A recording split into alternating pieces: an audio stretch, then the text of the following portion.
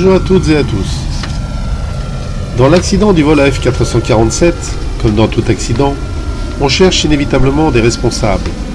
Pour comprendre d'abord, pour obtenir réparation, et parfois malheureusement pour faire le deuil. Or, dans ce terrible accident, personne n'en a trouvé. De mémoire d'aviateur, cela ne s'était jamais produit, surtout avec la récupération des enregistreurs. C'est tellement insensé que c'en est anormal. Soit on a mal cherché, soit on a peur de désigner le coupable. Le rapport final du BEA de juillet 2012 sur cet accident fait preuve de prudence en précisant bien que ces enquêtes, je cite, ne visent nullement la détermination de faute ou responsabilité. Il n'empêche que c'est en grande partie ce document qui est censé aider à les déterminer. Cette réflexion amène tout naturellement à s'interroger sur la notion de responsabilité et ce qu'en dit la loi. Juridiquement, le Code civil étend rapidement la notion de responsabilité individuelle au domaine professionnel dans son article 1242 qui annonce, je cite, « On est responsable non seulement du dommage que l'on cause par son propre fait, mais encore de celui qui est causé par le fait des personnes dont on doit répondre ou des choses que l'on a sous sa garde. » L'alinéa 5 précise « Les maîtres et les commettants sont responsables du dommage causé par leurs domestiques et préposés dans les fonctions auxquelles ils les ont employés. » Cette formulation, je vous l'accorde, sans l'époque napoléonienne. Il n'en demeure pas moins qu'elle est toujours valable. En clair, l'employeur est responsable et doit répondre le cas échéant de ce que l'employé sait, apprend, de la manière dont il l'applique et le pratique. Dans ce drame, si la compétence des pilotes est mise en doute ou en cause et à travers le lien contractuel l'employeur, les tribunaux reconnaissent les efforts de la compagnie d'Air France en regard de tout ce qui a été énoncé dans le rapport du BEA en termes d'apprentissage des pilotes, suivi, rappel, formation spécifique et disculpe la compagnie de toute responsabilité. Nous pouvons donc comprendre que les formations ont été assez nombreuses, elles ont été suffisamment complètes et ont entièrement couvert le sujet dont elles étaient l'objet, l'accent sur leur importance et la gravité du sujet abordé a été clairement mentionné et inculqué, la validation des compétences des pilotes qui ont suivi ces formations ont été correctement évaluées et leur compréhension et maîtrise des sujets correctement estimées. Malgré cela, on lit un tout petit peu le contraire dans le rapport du BEA. Page 179, dès le début nous dirons des problèmes, nous lisons. Le PF, le pilote en fonction, applique aussi très rapidement, après la déconnexion du pilote automatique, des actions à cabrer. Les actions du PF peuvent être qualifiées de brusques et excessives. Par leur amplitude, elles sont inadaptées et ne correspondent pas au pilotage attendu d'une phase de vol à haute altitude. Page 180, on nous apprend que la déconnexion du pilote automatique est susceptible de générer du stress. Le contrôle de la trajectoire ne correspond pas à ce qui est attendu, et l'amplitude des actions peut sans doute s'expliquer par le niveau élevé de charge émotionnelle qu'a généré la déconnexion inattendue du pilote automatique dans le contexte du vol. Ici, on nous présente la déconnexion du pilote automatique comme si cela était exceptionnel et ne devait jamais se produire, alors que par définition, l'avion est susceptible de rendre la main à n'importe quel moment pour n'importe quelle raison, ce à quoi les pilotes doivent d'ailleurs s'attendre en permanence. Nous rappelons que la déconnexion a été générée par la panne des instruments anémométriques, et panne prévisible, comme démontré dans la vidéo dédiée sur les sondes Pitot. Maintenant, si les pilotes ont peur lorsqu'ils doivent intervenir, on pourrait être porté à croire, des formations dispensées page 126, que ce qui a été enseigné n'a pas été retenu, ce qui a été enseigné n'a pas été compris, ce qui a été enseigné n'a pas été suffisamment pratiqué, ce qui a été enseigné ne l'a pas été correctement, ce qui a été enseigné ne l'a pas été complètement. Revenons au moment où tout s'est déroulé très vite. Désactivation du pilote automatique, événement simple et normal, qui doit attirer l'attention, qui demande juste de reprendre la main. Ce n'est d'ailleurs pas une panne ni une surprise, puisque c'est censé pouvoir se produire à tout moment. Désactivation de la manette automatique des gaz, suite logique à la déconnexion du PA, qui doit attirer l'attention et qui n'est également pas une panne. Invitation supplémentaire à reprendre les commandes. Perte de l'indicateur de vitesse. Information qui doit attirer l'attention et pour laquelle ils ont suivi des formations spécifiques. Elle représente une panne mineure, aucun danger pour l'avion. Appliquer la procédure comme indiqué fin de page 205. On surveille l'assiette, position horizontale de l'avion, et la poussée des moteurs pour s'assurer qu'elle n'a pas varié à la suite de ces déconnexions et qu'en somme, l'avion n'a pas bougé. Sauf que un quatrième événement se produit alors immédiatement, évoqué dans le rapport, mais complètement ailleurs et détaché du contexte, fin de page 44. Les altimètres sont susceptibles d'indiquer une perte d'altitude allant jusqu'à 350 pieds, environ 100 mètres, en quelques secondes, ou en tout cas d'indiquer une altitude inférieure erronée. Cela s'étant inévitablement produit, le pilote a tout naturellement cherché à le corriger et il a immédiatement tiré sur le manche. Le pilote a fait confiance aux altimètres. Malgré le fait que l'alarme de décrochage n'ait pas retenti, pas tout de suite en tout cas, et qu'il n'ait rien ressenti. Une telle chute aussi violente et aussi rapide aurait dû arracher les ailes de l'avion.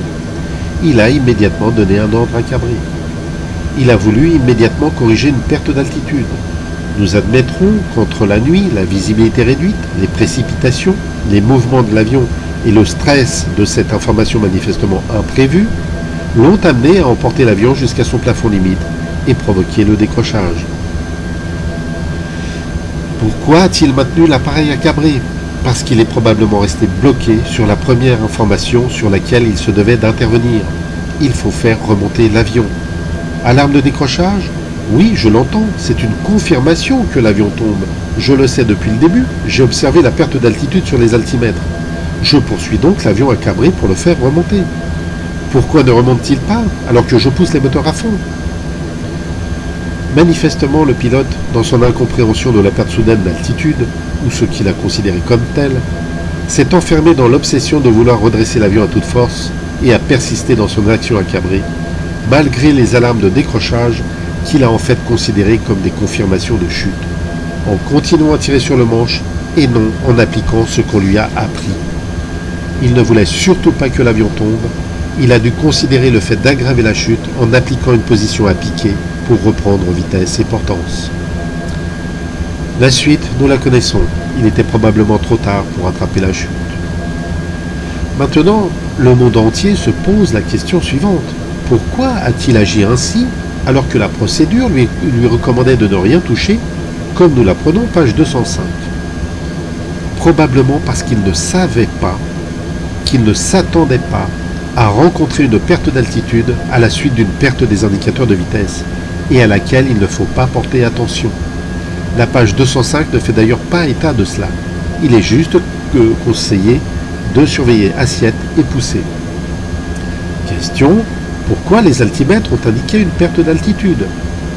Dans une autre vidéo, j'explique que les sondes pitostatiques servent également à indiquer l'altitude. J'explique également qu'elles reçoivent un petit supplément de pression lié à la vitesse de défilement de l'air.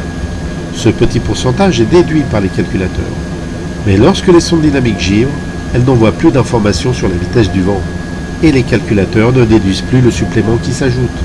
La pression totale non corrigée, reçue par les sondes statiques, transmise aux altimètres, a pour conséquence d'indiquer une altitude inférieure qui peut descendre jusqu'à 350 pieds, comme expliqué fin de page 44.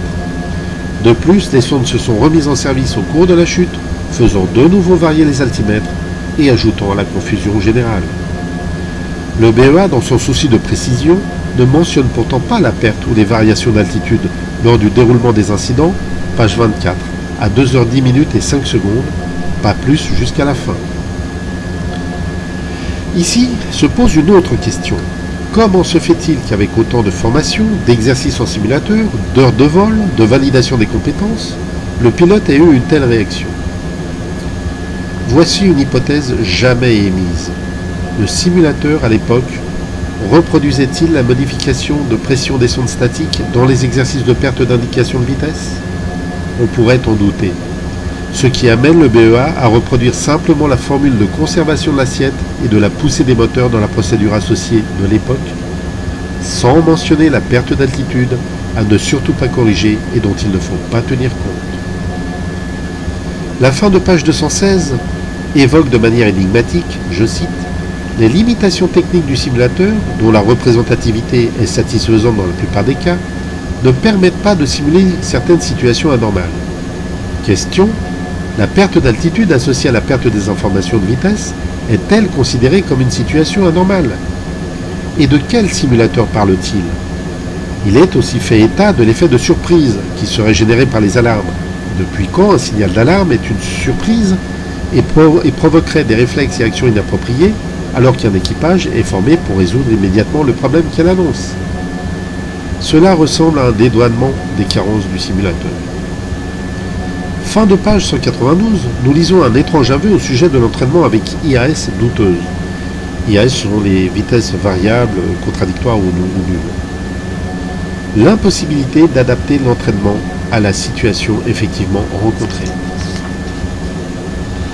Dans les évolutions faites suite à l'accident, on lit étrangement page 221, dans le cadre de la formation des équipages, que le vol en loi alternate en haute altitude fait partie des séances supplémentaires. La page 222 recommande au prochain entraînement, je cite, une séance sur simulateur à haute altitude en loi normale et alternate incluant le pilotage manuel, la réalisation de la procédure avec lecture de vitesse incertaine, alors que ce sont des formations que les pilotes étaient déjà censés avoir suivies.